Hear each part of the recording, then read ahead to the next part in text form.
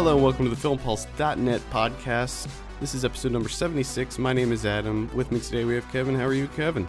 I'm doing alright. Good. Well, we have an amazing show lined up today. First, we'll be speaking with director Sebastián Cordero on his new film, Europa Report, which is hitting theaters August 2nd and currently playing on video on demand. Then we'll be talking about some of what we've been watching before jumping into a review of Nicholas Winding Refn's Only God Forgives. And then finally, we'll be going over this week's movie predictions and DVD and Blu Ray releases. First up, let's speak with director Sebastián Cordero on his new film Europa Report, which is currently playing on VOD and hitting theaters August 2nd. Thank you so much for taking some time to speak with us. I want to first talk about Comic-Con, because you're in San Diego right now, correct? Yes. Mm-hmm. And you had a big Hall H panel. I was wondering if you could tell us a little bit about how that went. Yeah. Well, the panel went amazing. I mean, it was really. It's my first time at Comic-Con, and it's a bit overwhelming. It's a huge thing, and I didn't realize what a big deal it was to have a Hall H panel until literally a few minutes before, where with the producer Ben Browning, we snuck our heads out through the curtain when we were in the back and realized that there was about 6,000 people back there, and it was wonderful, but it was a bit intimidating and overwhelming, but really cool. And you had, in addition to some of the cast and crew, you also had some people from NASA? Yeah, definitely. We had two scientists from JPL who were, they had been our science advisors on the film, and they were very excited about participating in something like this, because the film, and I'm glad that things went this way, but the film really, I think, met their expectations. So they've been kind enough to support with the promotion of the film as well.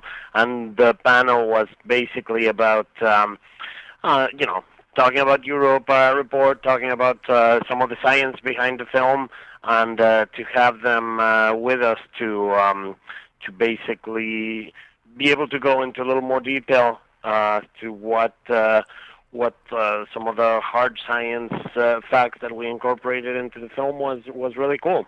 Now, so talking about the movie itself, did you set out to make something that was more of a hard fact-based science fiction story from the onset?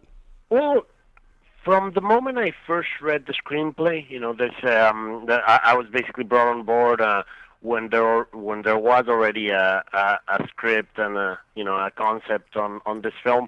One of the things that appealed to me the most was the fact that the film managed a great balance between being a really entertaining, cool, thrilling science fiction story, but at the same time it kept its science facts right. And I felt that really brought a lot to the film. It didn't, since we were also dealing with a film that is a full documentary. The fact that the information behind it and the science behind it is quite accurate.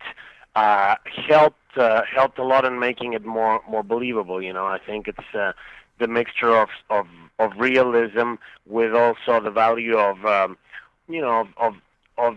think I would almost say of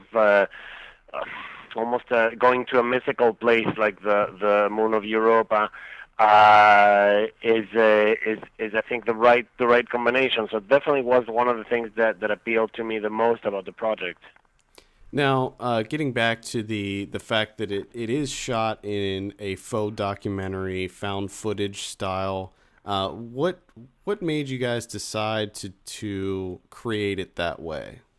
Well, I think the fact that there's a couple of crucial elements in the story that deal with to begin with the fact that we're watching this material when something went wrong with the mission.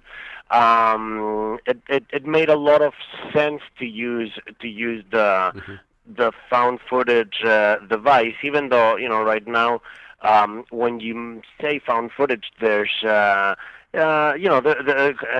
most a lot of people are a little bit tired of the device, but here it was handled in a pretty unique way, because we're dealing with the monitoring cameras from inside the ship, and this is high-tech cameras, very different visually from what you usually see in found footage films, where it's usually a degraded, shaky home video look. Here we're talking about, really a pristine, very gorgeous image quality that of course would go through the process of a certain degradation through the film as things are happening in the ship and things are happening to the cameras.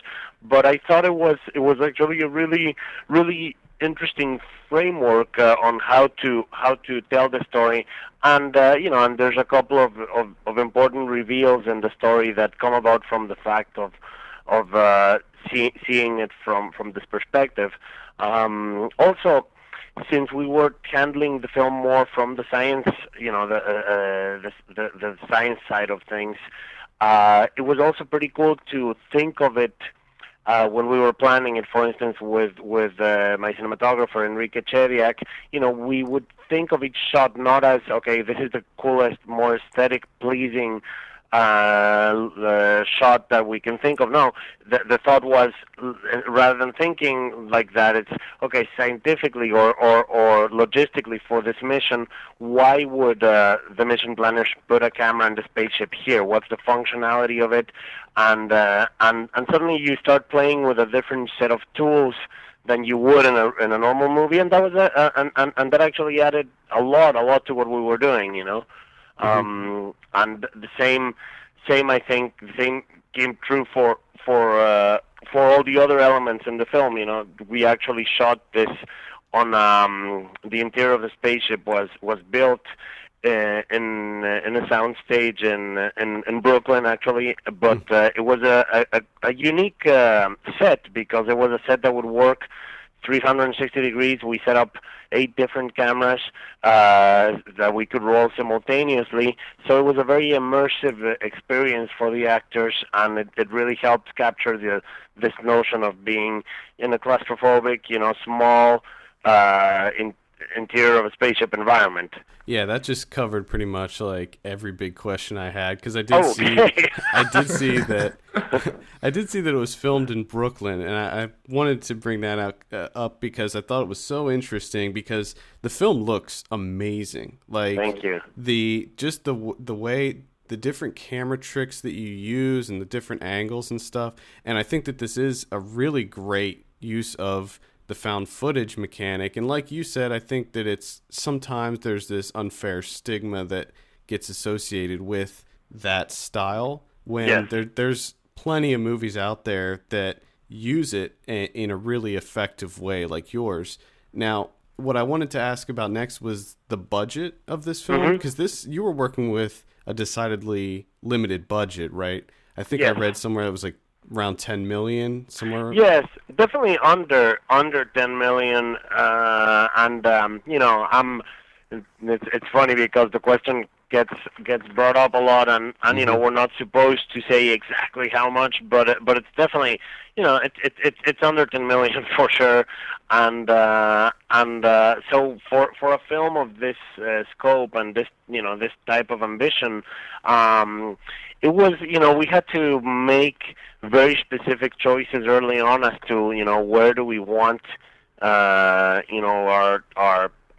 money to go, so that we can make the most out of what we're seeing. If we're dealing with zero gravity, okay, it's got to look like the zero gravity was present throughout the whole journey, but you got to choose your hero moments. You got to choose the moments where it really plays really well and make the most out of them, and also play structurally with it, so that when you don't have it, it's justified story-wise, it's justified in the context of the journey. You do have an as an area in the ship which has which naturally has zero gravity, and you have an area with that through centrifugal force generates artificial gravity, and which is what you would have anyway on a long-term deep space journey like that.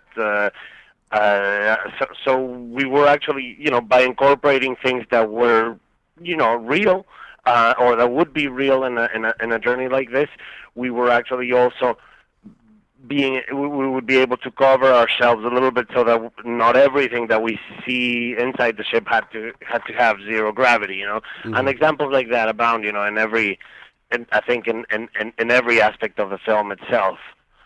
Yeah, absolutely. How did you, when you were doing the zero gravity scenes, did you incorporate CG? Did you use wires? Was it sort of a combination of the two? It's a combination of everything that we could think of. It's like when it's like when there's a magic trick, and each aspect of it uses a different a different technique or a different approach, so that you can't see the trick. Here, in the most complex shots, the more sophisticated ones, we had wire work, and then wire removal and some CG.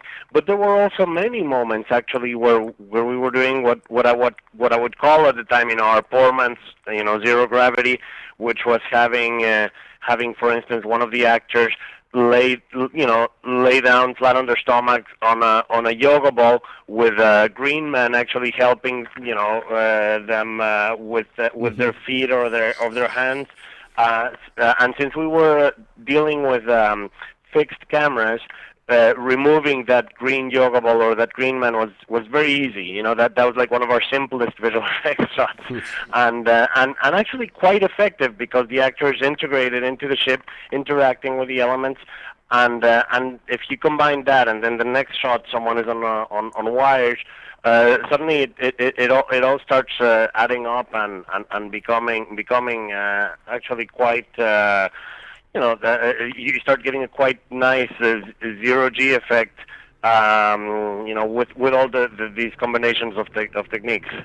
Yeah, I mean, I think that looked great, and I think that all of the interior stuff that you did in the film, just the design of all the interiors looked so great. Like the cockpit view, how you could see back into the other room where they were. It almost looked like they were sitting perpendicular to the people in the cockpit. Yes. I thought that all looked fantastic.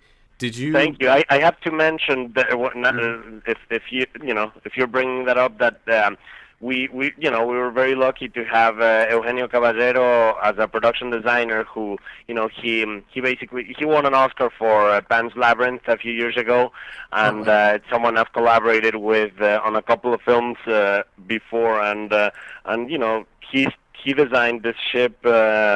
We spent quite a bit of time early on in figuring out what the interior of the spaceship would be like visually, and he did an amazing job. So was there any kind of referencing as far as current space stations or spaceships that you were using for inspiration when it came to the design? Absolutely. I mean, since we had help from NASA and JPL, we were able to look at a lot of the projects that exist currently, but also there were some inspiration from other science fiction films. You can't, I think, do a sci-fi film and ignore 2001, for instance. There's so much in there that works so well that it definitely informs a lot of decisions we're making along the way. And but I think interestingly enough, I think that the strongest reference we had throughout was actually looking at real footage from the International Space Station, where things don't necessarily look all nice and stylized, but they're very functional. So, for instance, if you have cables around the place, or different elements that seem very messy when you look at that actual real footage. The reason behind it is that it has to be functional, that if something falls apart and needs to be fixed, it needs to be very easily reachable. So a lot of the thing, even though the aesthetic in the ship is, I think very, very beautiful, there's a lot of things that feel, intentionally a little bit less stylized and more old-fashioned, and almost following a little bit the logic behind military equipment that is not necessarily that has the highest technology, but that doesn't necessarily have to be the smallest, more compact element, but it actually has to be practical. Right. if you need to take it apart. Yeah, absolutely. Yeah, and I think that lended itself to just making everything look so real. Like, that was the thing that I liked so much about this movie, is that everything just felt very real. And I know that the term hard sci-fi gets thrown around a lot, but I think that this definitely fits that category. What I'm wondering is, what are your thoughts? Do you think that there could be life on Europa? I mean, the more you talk to these scientists, the more you realize that the possibilities are pretty high up there. I mean, what we don't know is what kind of life. Most likely, we're talking about microorganisms or something that would be like a single cellular life form. But at the same time, they don't rule out the possibility of this is an ocean that's been protected by this layer of ice for billions of years, and the minute you talk about what could have formed in that ocean, you compare it to what happens here on Earth, down at the bottom of the sea, and places where a few decades ago it was thought that it would be impossible to have some type of life without sunlight, etc. Suddenly you look at a similar habitat and you think, well, why not? The possibility is definitely there. Right, absolutely. Well, let's do some quick plugging real quick. The film is currently playing on demand right now, and it hits theaters in select cities August 2nd. Is that correct? Yes, that is correct. All right, great. Anything else you want to tell the listeners as far as where to go to check into the movie? Well, I mean, just it seems that people are responding really well to it.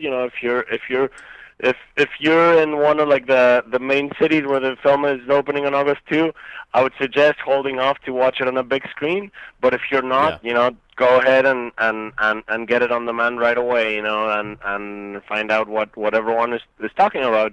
Yeah. Well, Sebastian, thank you so much for taking some time to speak with us. All right. Thank you, sir. Thanks again, Sebastian. Again, the film is Europa Report, and you can check it out now on video on demand. However, if you get a chance, I would say see this in theaters when it opens August 2nd. Yeah, if it comes around. Yeah, if it comes around your area, I highly recommend checking it out in a theater because the visuals are definitely worth it. Before we get into some of what we've been watching, I just want to go over some news. As most of you know, Comic-Con is happening right now. We're recording this on Sunday, so there's probably still some things that are going to be announced later, but so far, a couple highlights for me. Okay. First off, Family Guy Simpsons crossover. Did you hear about this? They're gonna finally do that? Yep. I swear God, if they do singing, I'm gonna be so pissed off. Doesn't sound like it. I mean, I don't know. There could be some sort of musical number in there, but there's gonna be. I think that what it is the Griffins go to Springfield and end up staying with the Simpsons. Yes. Sounds amazing. I think that it's Family Guy that's doing it, so they're just having all the Simpsons voices on as guest stars on Family Guy. Gotcha. But I think that sounds awesome. big news out of DC. They announced the next Man of Steel movie is going to be a Batman Superman team up. Oh, That's huge. now I wonder who's going to play Batman. I don't know. I don't know who's going to play Batman. Who's going to play Batman? I don't, a new Batman I'm fine with. I'm okay with the new Batman. They did confirm that Henry Cavill is returning as Superman. Okay. And I don't know who's going to be Batman, but the movie's going to be coming out in 2015. Okay. And then 2016, there's going to be a Flash movie, finally. All right. And then 2017 is the Justice League. Gotcha. So that's pretty cool. There's some other things. I mean, there's a ton of information coming out of Comic-Con. We have a good bit of stuff up on the site right now, so you can check that out. Ernie is actually at Comic-Con right now, so he's been sending us reports periodically. Mm. And apparently it's pretty crazy. I wanted to ask, there's also a bit of news this week. I guess it was last week that it was really hitting. I don't know if you heard about this, but there's a reviewer, film critic. Her name's Leanne Spiderbaby. Oh, I thought we were going to talk about. I thought Rex redid something again. No, he didn't do anything this week that I know of. But Leanne Spiderbaby she's a horror movie reviewer. She reviews for Fangoria, or no, I think it's maybe Fangoria, but definitely FearNet and a bunch of other movie sites. Yeah. Came out this week that she plagiarized her reviews. Nice. Heavily plagiarized her reviews, and she got caught, and she's actually dating Quentin Tarantino. She's known as being Quentin Tarantino's girlfriend. Okay. So basically she got caught plagiarizing, and then she just disappeared off the face of the earth. Her website went down, her Twitter account was deleted, everything was just immediately gone. Okay. In this day and age, how can you think that you can plagiarize and get away with it? I don't know. I'm guessing because maybe she's thinking that there's so many people that you're not going to find it. Yeah, well. Like, people aren't going to sift through all the reviews That's true. that are on the internet. That's So true. She probably picks, very obscure ones. Yeah, for all we know, she lifted some of our stuff. I don't even know. Now that her site's down, I can't go back and check. But either way, don't plagiarize. If you're thinking about reviewing movies, don't plagiarize. It's stupid. Come up with your own ideas. Yeah, it's bizarre. Yeah, that's pretty much all I had. One other bit of Comic-Con news that I was interested in is that Jonah Hill, Channing Tatum, and Kobe Smulders were confirmed for the Lego movie as voices. All right. And Jonah Hill's going to be Green Lantern, Channing Tatum is Superman, and Kobe Smulders is Wonder Woman. Yes. And I think that's great. I mean, the cast already has Chris Pratt, Will Ferrell, Elizabeth Banks, Will Arnett, Nick Offerman, Alison Brie, Liam Neeson, and Morgan Freeman. Wow. Yeah. Wow. And they also said, and the directors of the Lego movie are the same guys that did 21 Jump Street. Yeah. And they said that they are using almost all stop motion Lego animation in this. Good. They said that there are a few parts that have CG, but they said that when they were making it, their goal was to make it completely seamless and so that you can't even tell. Should be interesting.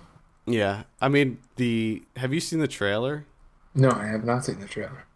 I laughed a lot in the trailer. I thought it was really funny. So I'm actually really excited for the Lego movie. I think it's going to be cool. And I think it's cool that they were able to get like all the superheroes and stuff like that from all the different Lego properties. I think it's so amazing the turnaround that Legos was able to do in the past couple of years.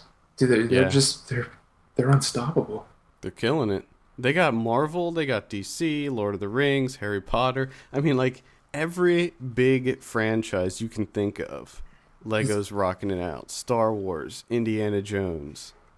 It's unbelievable. It's crazy. And I love Lego. I think that I was so into Legos when I was a kid.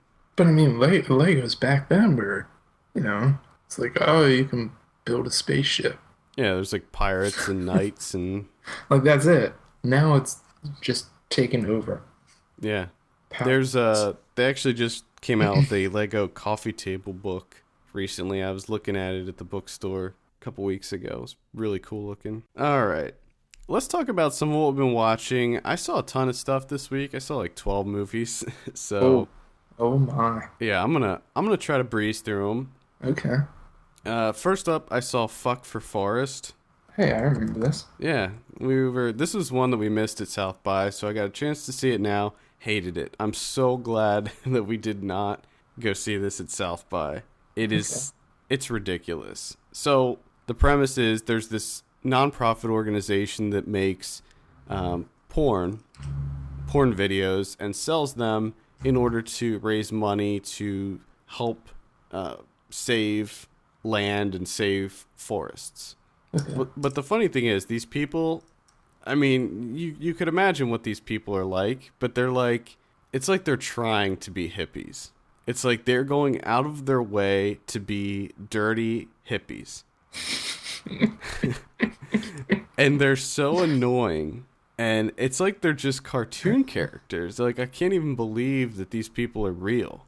And they're just completely unlikable. But the funny thing is, okay, so they end up raising a ton of money, like $400,000 or something. And they go to this remote village to try to to help them. And the people get there and they're like, is this for real? Like, get out of here. We don't want you here. We don't want your help. So they end up leaving, and then that's the end. So essentially, it's like even the people that they go out to help are like, nope, No, thank you. And we don't want your money.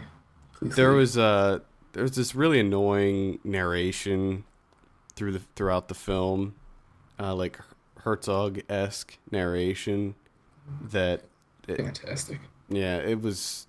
I just did not like it at all. Then I saw Dealing with Idiots, the new Jeff Garlin movie. This is playing on demand right now. I was a little lukewarm on this as well. It definitely made me laugh. There are definitely funny parts to this. If you're into Curb Your Enthusiasm, this is very similar. I really love the part where Fred Willard's talking about how they would destroy the kids if they played against the kids. Yeah, Fred Willard is really funny in this. I mean, there were quite a few parts that made me laugh, but overall, it was like, yeah, it was not great. Then I saw The Crash Reel. This is the Lucy Walker documentary about Kevin Pierce, the snowboarder. This is the one that Ryan was all about. Yes, Ryan, and he did see it this week because it was on HBO, and he loved it. Did he love it? Mm-hmm. I actually loved it too. It was amazing. It was incredibly good. There was only one thing I didn't like, and that was like the little nameplates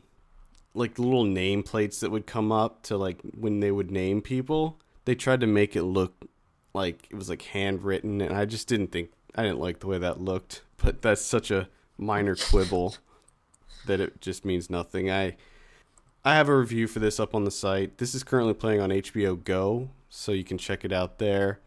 It's really good. I was afraid that it was going to get into kind of preachy territory when it comes to traumatic head injury. Mm-hmm. And that's something I've seen many times before. I've seen a ton of things on traumatic brain injury, and I just didn't need to see it again. Like, I know what that does, but it does touch on it because obviously Kevin Pierce sustains a very, very bad brain injury, but that's really not the focus. Like, they touch on it, but it really just kind of follows his life. And the thing that was really impressive was the amount of footage they had. It was almost as if they were making this documentary from like the time he was born up until now. I mean, it's just tons of footage. Well, if you think about it, a lot of those guys, that do snowboarding and skateboarding, every time they go out, they're filming. Right. Like you're always filming. Yeah, yeah. And that's exactly how this was. I mean, they filmed everything up to the accident and beyond. So it really gets into a lot of great stuff. Very touching film, I would say, but it's also very, very sad because one of the people they interview for the film actually dies when they were filming. So Oh, wow. yeah, like while they were still making the movie. I can't remember her name. It's terrible. She's a skier. Oh, Sarah Burke? Yeah, Sarah Burke. Yeah, so that was really sad, but overall, I would highly recommend it. Then I saw a movie called Beneath, which is a horror movie that we reviewed. I saw that you wanted to pull Rex Reed on this one. Yes, I did. It's terrible. Just terrible. I mean, it's so cliched and typical in every way. And it pisses me off when filmmakers try to shoehorn in this allegory, like different things into horror. Mm-hmm. What do they try to do in here? Because sometimes it just feels so cheap. Like, I'm not buying it. So in this movie, it's about a group of kids that goes out on a boat on a lake, and they get attacked by a giant fish. But what happens is the kids turn on each other and start kind of killing each other and sacrificing each other to the fish. Okay. So basically, it's like, who's the real monster? Humanity is the real monster. But it's like, it's just so stupid because if these people, and two of them were brothers, so if these people are supposedly friends, they would not do that to each other. I'm sorry, but if we got stuck out on a lake and there was a giant killer fish, I'm not dumping Ryan into the water. I would throw him out in a heartbeat. But No, the thing that's really ridiculous is the fact that they never address the fact that apparently none of these people carry cell phones. Like, you couldn't just call somebody. Is it like a giant fish? Yeah, Is it jumping out of the water, or is it just sort of like knocking into the boat? And it just knocks into the boat. I mean, it does come out of the water a little bit, but mostly it just knocks into the boat. So why don't you just all row? Okay. And whoever makes it, makes it. Because they're idiots and they try to kill the fish with the oars, and and the fish ends up eating the oars. Jesus. It's terrible. And then when they finally do decide to dump somebody in the water, they end up arguing after they throw them in, and they don't bother rowing, so they don't even get anywhere. It's terrible. This is, I believe this is on demand right now, too. It originally aired on the Chiller network. Okay, so there's a network called Chiller. Yeah. That's good. I saw a movie called Wasteland. This is also playing on VOD. This is a UK film, and I like this. I liked this a lot, actually. It's kind of it's a heist film, but it's also a revenge tale. Very similar to early Guy Ritchie. Okay. Like I would say that the influence there is quite heavy. In the way that the camera moves and stuff, it's very Guy Ritchie-esque. The dialogue is very fast, very snappy. You have to really pay attention though, because they have very thick accents, and sometimes it can be hard to understand what they're saying. But overall really fun, liked it quite a bit. That is coming out in limited release next weekend, I believe. But you can see it on demand right now. Yeah, yeah. Then I saw probably what is going to be the biggest piece of shit of the entire year, and that's a movie called Absence. We have a review for this up on the site. Gina reviewed it. She gave it a 1 out of 10. I'm giving it a half. Wow. It is found footage horror, but it's the worst kind of found footage horror there is. And it's kind of fitting that we just talked to Sebastián Cordero about this, because this is what gives found footage a bad name. It's basically a Blair Witch ripoff that it doesn't even take the good things from Blair Witch. It just takes all the stuff that's annoying about it. And the premise was interesting. Like, it was about a woman who was pregnant. She wakes up one day and her baby's gone. Okay, yeah. See, that's interesting. Yeah, that's interesting, right? They don't do anything with it. It's the dumbest.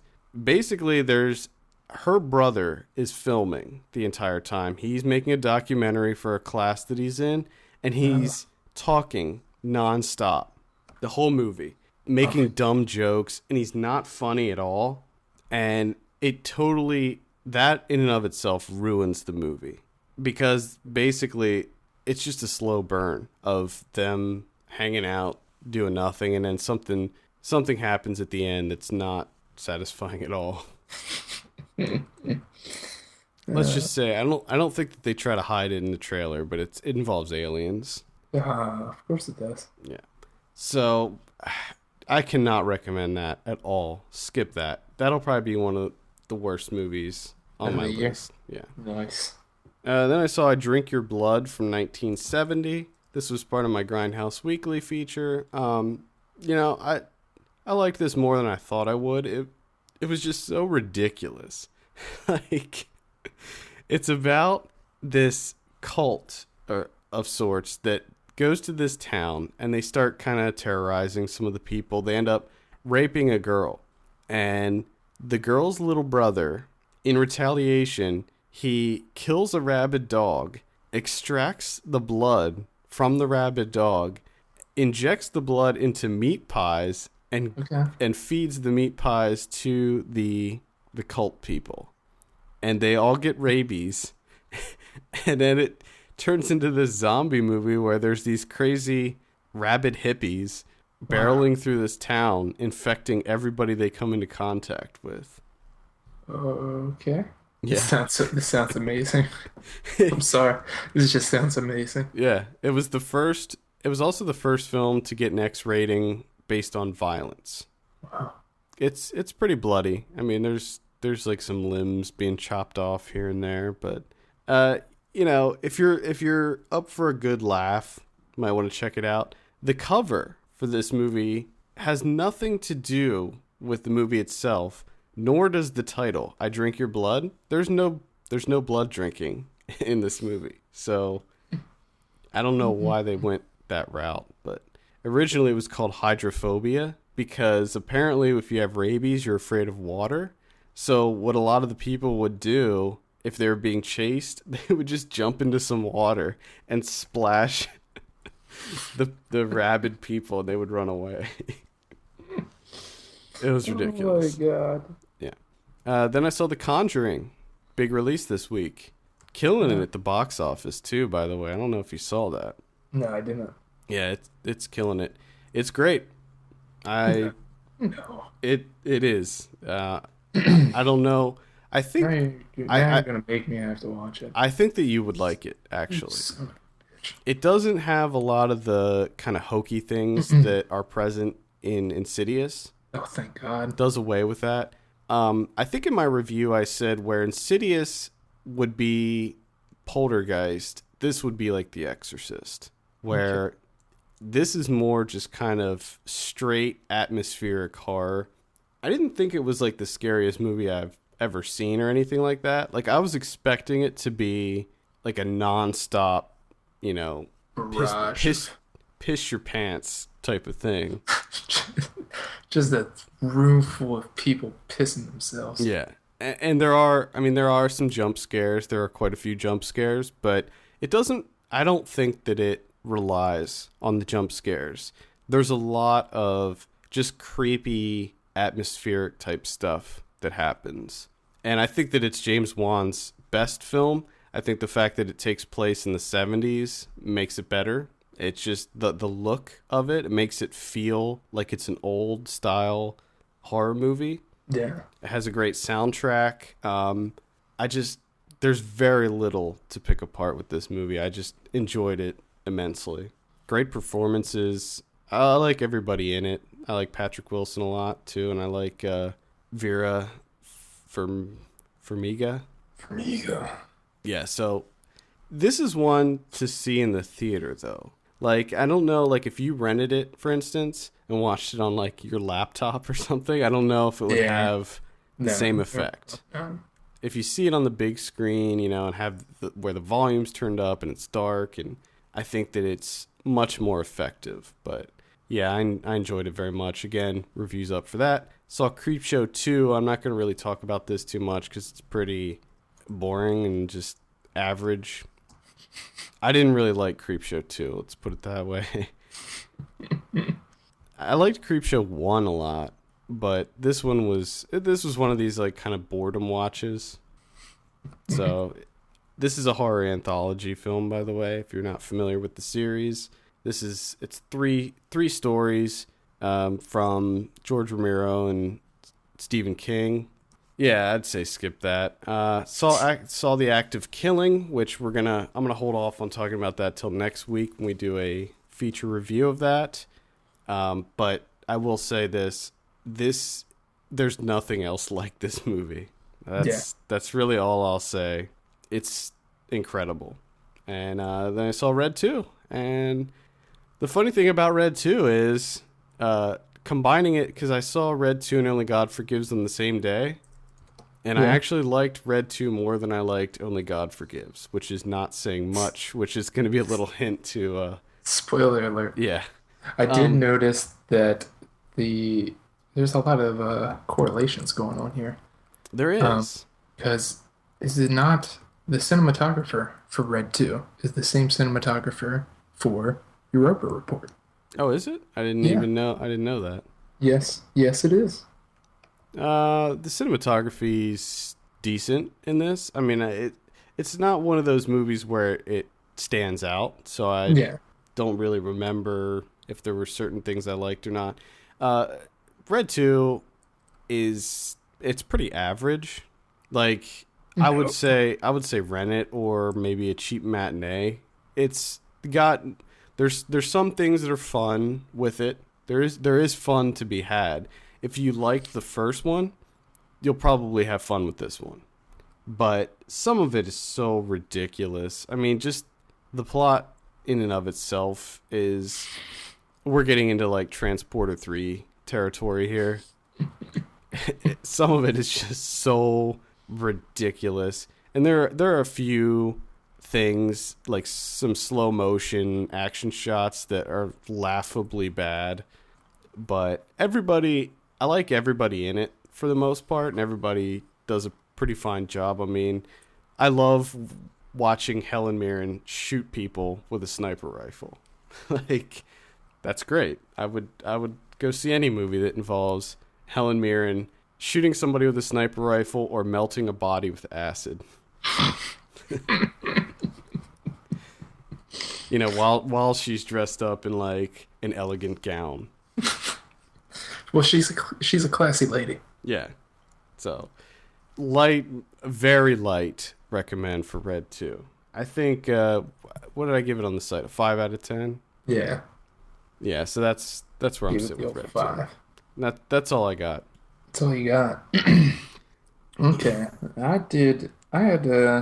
Essentially, I pulled a U this week, and I watched a lot of disappointing films. And I like how that's just the standard where I watch nothing but crap.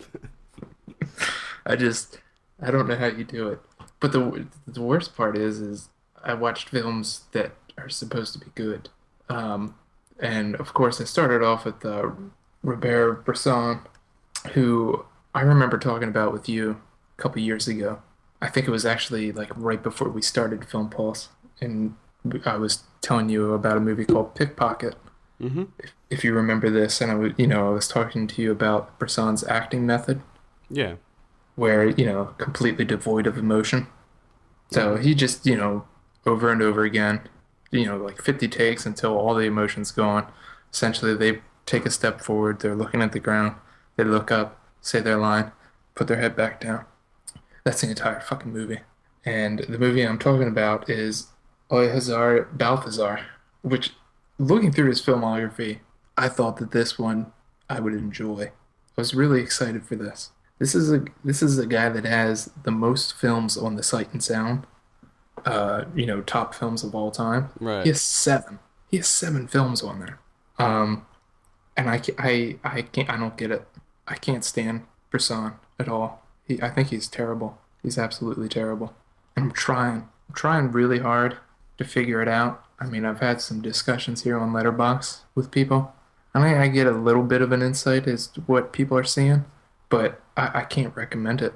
It's just, think of Malik's structuring, where you can definitely see where Malik gets it from. So it'll be like, 2 second clip, fade cut to 2 second clip, Mm-hmm. fade cut to 10 second clip, fade cut. And it's just, so much of it is inconsequential. It's just, it doesn't. There's actually a scene where the woman just walks into the stable and goes, Balthazar, and then fade cuts. That's it. That's the scene. So Balthazar is the donkey, and you follow the donkey's life from birth to, spoiler alert, death at the end. And it sort of mirrors the girl's life, Marie. And essentially, he's, for the most part, he's beaten most of his life and just, worked to death pretty much. And I've read so many places where like, oh, he's such a noble creature and he's so saintly. No, he's a donkey. That's what donkeys do. Like, you can just do whatever you want to a donkey and it just stands there and blinks. So I don't quite get it. And it's just infuriating, really. I can't stand it. The cinematography's terrible, the editing's terrible, the lighting's terrible, pacing terrible, acting terrible. Just all of it's terrible. So that was a huge, huge disappointment. Hmm. And then I followed it up with a movie called Fat Girl, 2001. This is from Catherine Breillat, another French film. It's about two sisters. I think they're 14, 15, or 15 and 16. They're on holiday, and the one is a little bit chubby, and the other one is supposed to be this unbelievably beautiful teenage girl. So apparently they sort of make this competition, who loses their virginity first. Mm-hmm. So while they're on vacation, and this is like the entire film. Of course, the good looking of the sisters runs into a guy that's entirely too old, and they hit it off, and it's really creepy.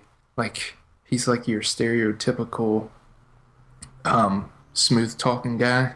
It Mm-hmm. just, like, the way that he gets her to sleep with him is just, that's so creepy. And he was wearing an earring and like a baseball hat the entire time, which makes it even creepier. So I don't know why in the world she sleeps with him, but she does.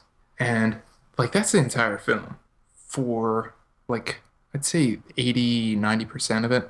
And then the ending is just comes out of nowhere, completely left field shock ending, which is pure insanity.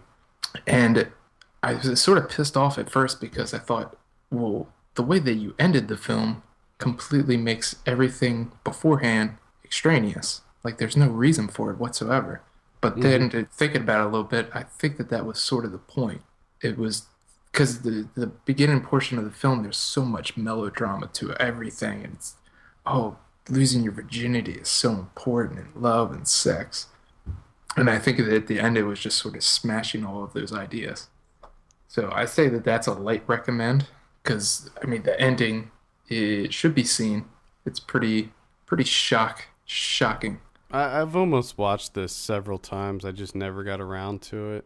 And it's also, it's for me at least, it's very interesting seeing, sexuality from a woman's point of view.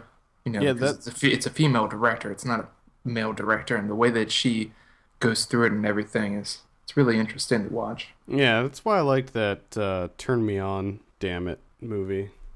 Yeah, there needs to be more of them because the usually what men make is completely ridiculous, and it's just like filled with all of their fantasies. But Mm-hmm. this is more realistic. I mean, the men do look terrible in this film. Yeah, I mean, they're not good people. And then I followed this up with Cronenberg's A History of Violence, which I was hoping was Eastern Promises. Turns out it wasn't. Uh, this is not what I expected at all. This was this was quite simply terrible. There's massive, massive plot holes that I just couldn't get around that just really destroyed the film. The hokey acting which I'm guessing they did it because it's supposed to be small town, like middle America type deal thing going on. Because I think it's in Indiana. I don't remember. I think it's I Indiana. know it's supposed to be in the suburbs somewhere. Yeah, and it's uh, it's terrible. It's it starts off really, really well. There's a couple of scenes that I'm just like, yes, let's do this. And then they get to a scene, and I don't know if you remember this, the baseball scene Yes. with Viggo Mortensen's son, which was like the most ridiculous thing I've ever seen. And you lost me. I'm sorry, you lost me after that. It's so cheesy. There was way too much cheese in that scene. I couldn't take it anymore. I But I did watch remember. it. I didn't go Rex read on it. I did finish it. Well, I remember liking this a lot, but I there's no way that I can possibly defend it because I haven't seen it for years, so I forget a lot of what happened in it. And then I was like, I'm thinking, yeah, it was a decent film. I can see why people like it. I can see it being entertaining and all. And then I find out that William Hurt was nominated for an Oscar for it. Mm-hmm. And he's literally in the film for maybe I'd say max like 7 to 10 minutes, like near the end. Yeah, yeah. And his acting is terrible. I just completely confused. Based on a And comic book. I'm not sure if you knew yes, that. and that's what I don't. Maybe Cronenberg nailed the feel and the tone of the graphic novel, with the hokiness and I everything. don't think so, but Okay. I actually read the graphic novel years ago. It's a little bit different. Yeah, the film sucks. It's pretty shitty. I did not like it. I couldn't take it. Couldn't take it seriously after that baseball scene. Just couldn't do it. Oh, And then I watched Grabbers. grabbers. Grabbers. This film is what it is. It's a creature feature that harkens back to the creature features of the 80s and early 90s. And I think it's slightly enjoyable. It sticks to the formula big time. But then again, it really has no pretenses about it. You know that going in. Mm-hmm. And I think they set out what they wanted to do. And I think that they did it. And essentially grabbers from wherever out in space come and they suck all your blood out. And the only thing that can stop them is having a high alcohol content in your blood because they're allergic to it. Yep. And you would think that that would have just tons and tons of laughs, but it really seems like they missed an opportunity here. I mean, there's barely any laughs. I didn't laugh You at know, all. the only thing that I slightly laughed at is what the bartender makes. He mods a super soaker into a flamethrower, and how he has the little wick on there, and Mm-hmm. just them drunkenly trying to light that, and how he like turns into like an alpha male badass, and he's just screaming. That made me chuckle a little bit, and that's about it. I really think that you really missed an opportunity here for a lot of laughs. Yeah, I thought that most of the comedy didn't land for me. No, and I mean, and it has that early 90s, 80s like heart to it. You got that Yeah. cheesy music going on and the love interest, and he overcomes one of his addictions, which he overcomes entirely too easily. Yeah. You don't just get your flask back and throw it away and be like, "Yep, I'm done." That's it. It doesn't fucking happen, I can tell you that. But that's like a light recommend. If you're into those types of movies, I think you'll probably enjoy it. Yeah. Tremors is still Yeah, and better. that's the thing. Like, just go back and watch Tremors. I think it's actually playing still on Netflix. So if you're looking for that, just watch Tremors. Yeah, Tremors is definitely better. I sort of want to watch Tremors now. I love Tremors. And that's it. All right. Well, let's go ahead and just get right into our review of Nicholas Winding Refn's Only God Forgives. This is currently playing in theaters and on demand, so you can check this out from the comfort of your own home. The film stars Ryan Gosling, Kristen Scott Thomas. The synopsis states, Julian, a drug smuggler thriving in Bangkok's criminal underworld, sees his life get even more complicated when his mother compels him to find and kill whoever is responsible for his brother's recent death. Why don't we go ahead and start with you, Kevin? Now, we do have a review up for this on our site, and Gina gave it a 10 out of 10. Gina did. So where are you at, Kevin? This is what do you think? This is essentially a reversal of when me and Gina talked about Spring Breakers, and I gave Spring Breakers a 10 out of 10. Right. Yeah. I think she gave it a 4. She gave it a 4. Yeah, I give Only God Forgives a 4. There you go. That's where I stand. This was fucking irritating. It was just unbelievably irritating. Sophomoric, really.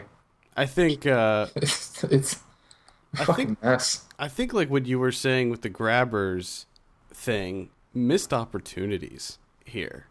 Like, this movie had so much potential to be something great, but it was like Refn decided to go.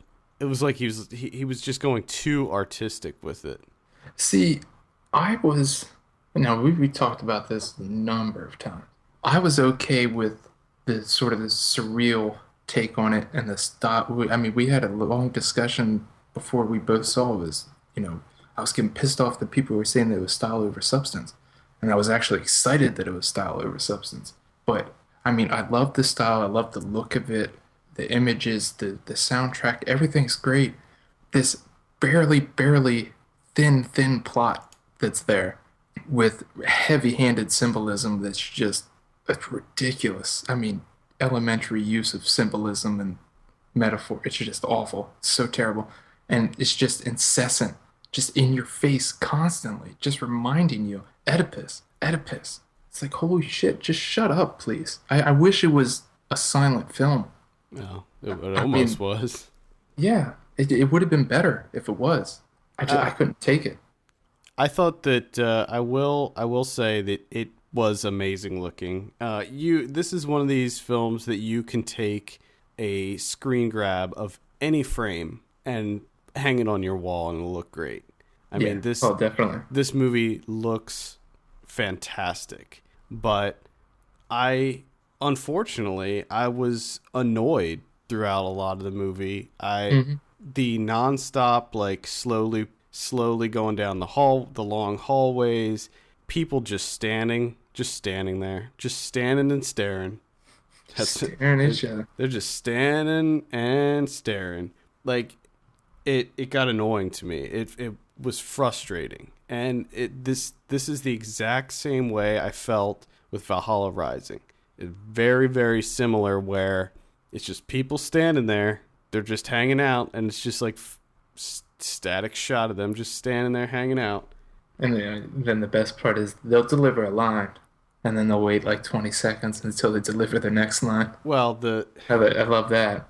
And I thought that the dialogue is awful. It was atrocious. Like, I couldn't even believe. 13-year-old. What was it was way at the beginning of the movie. I think it was the brother that said something, and it was like the most cliched line.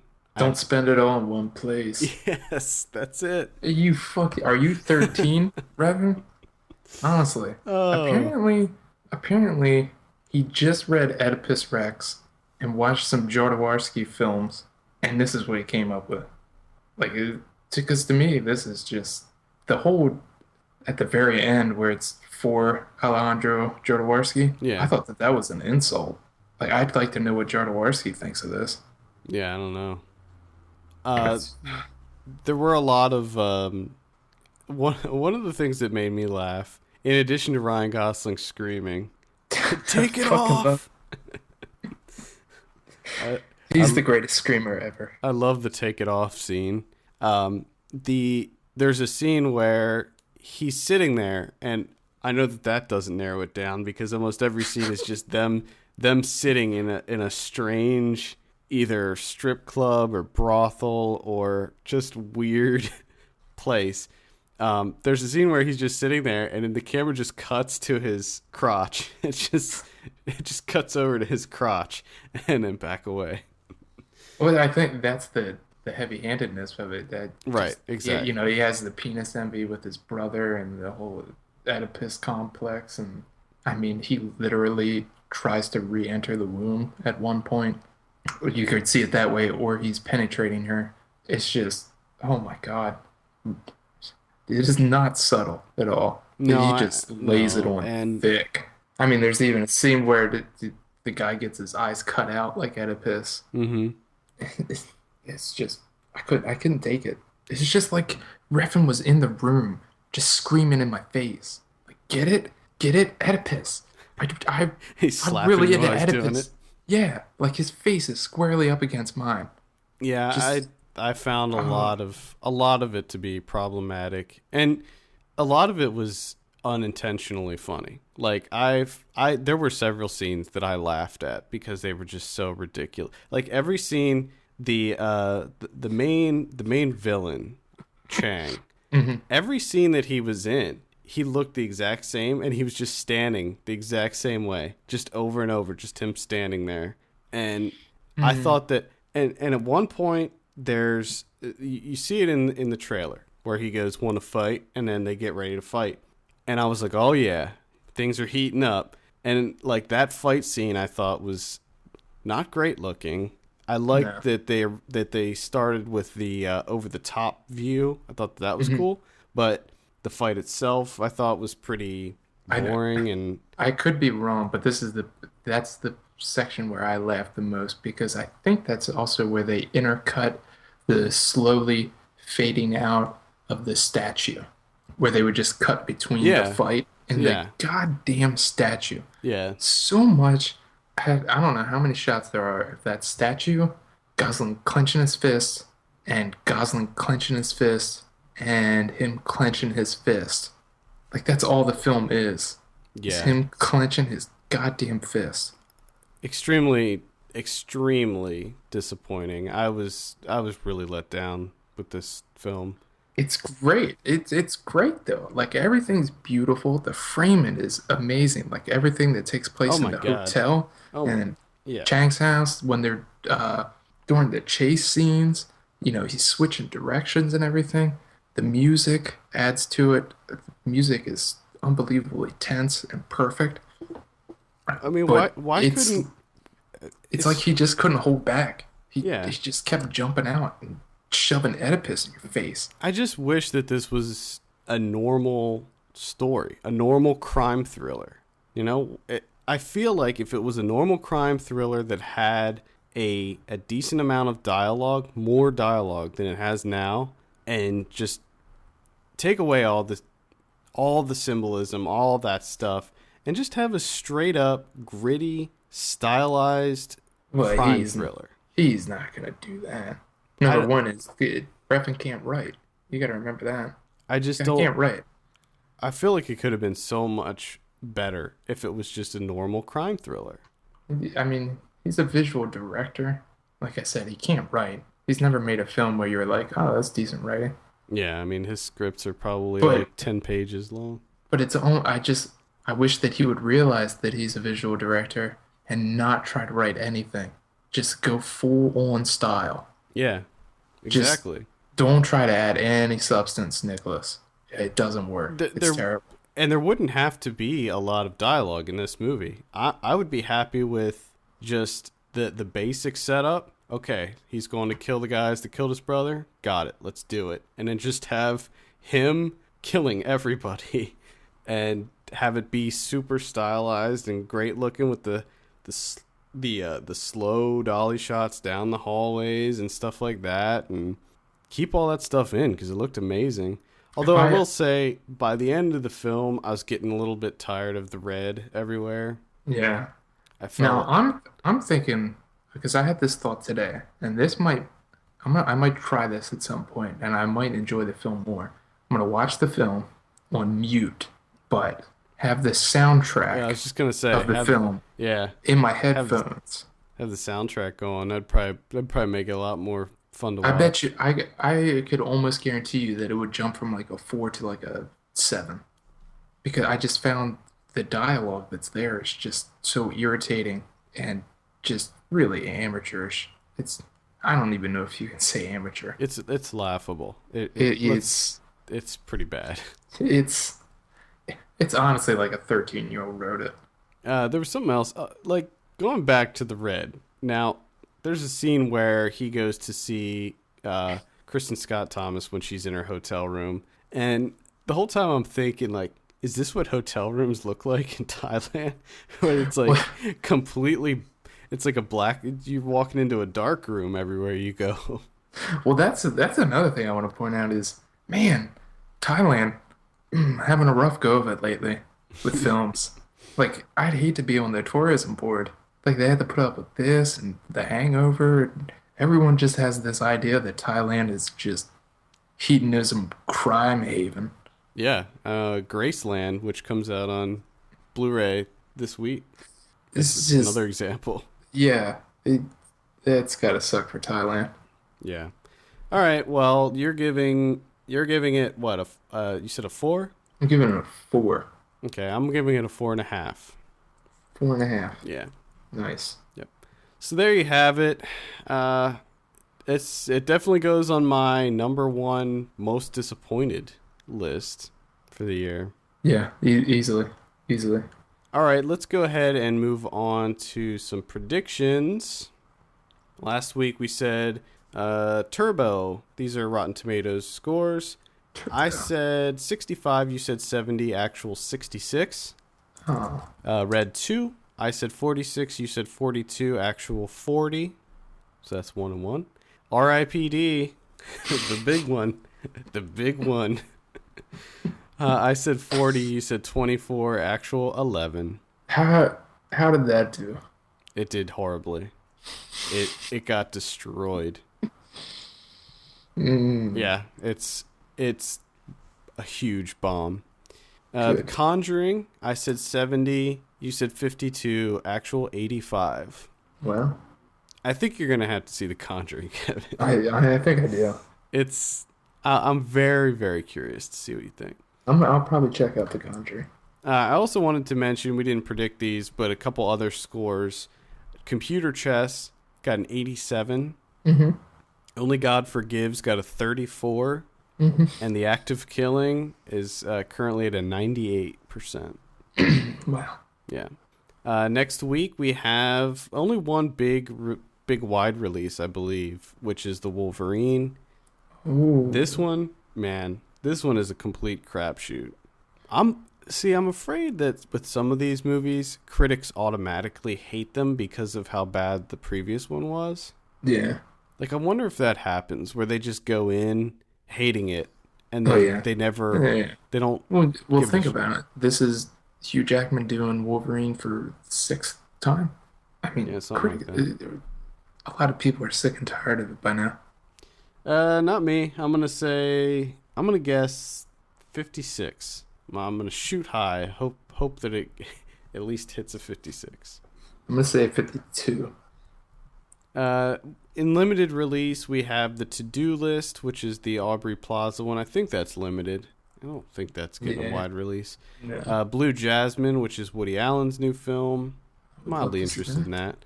Frankenstein's Army, which I'm actually interested in. Wasteland, which we just mentioned. And Johnny Toe's Drug War, which I'm very interested in seeing. Yeah, I'm a big fan of Johnny Toe. Johnny Toe. Let's talk about DVD and Blu Ray releases. This is for Tuesday, July 23rd. We have Ginger and Rosa. Kiss of the Damned, which we gave, I think it was something like a 3.5 or 4 or something like that. It wasn't good. Yeah, not too good. The Silence. I'm actually very interested in that. Yeah. Starbuck, which that's playing on demand right now. I haven't gotten around to seeing that, but that's is that the Vince Vaughn one? Yeah, that's gonna be remade. That's just unbelievable. And it's the same director too.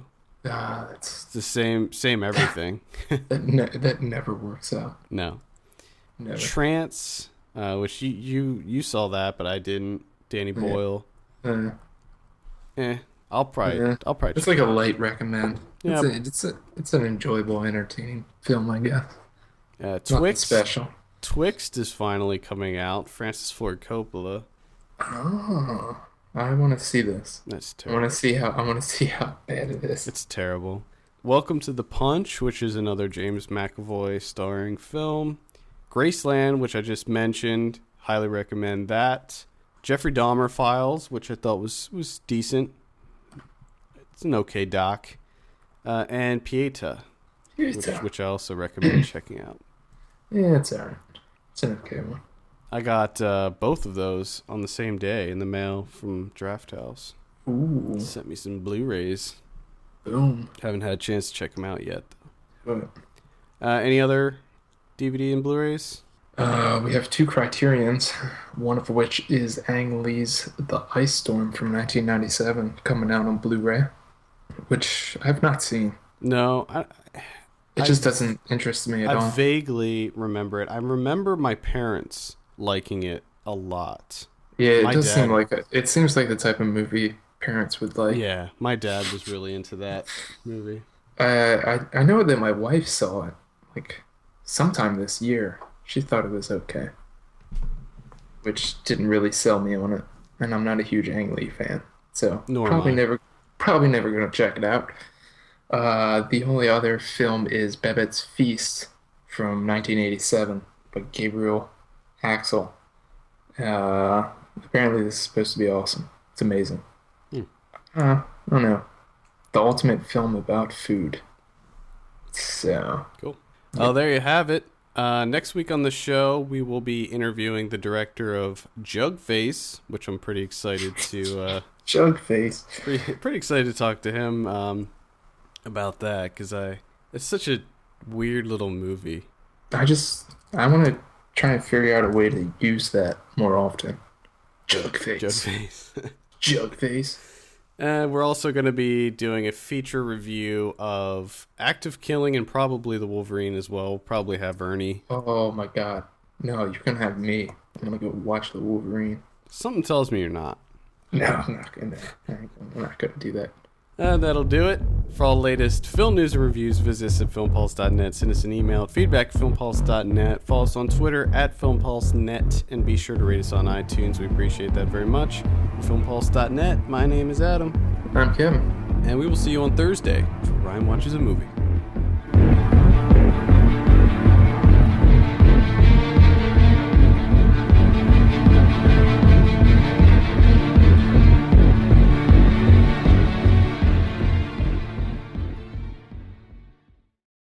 Ice truck killer.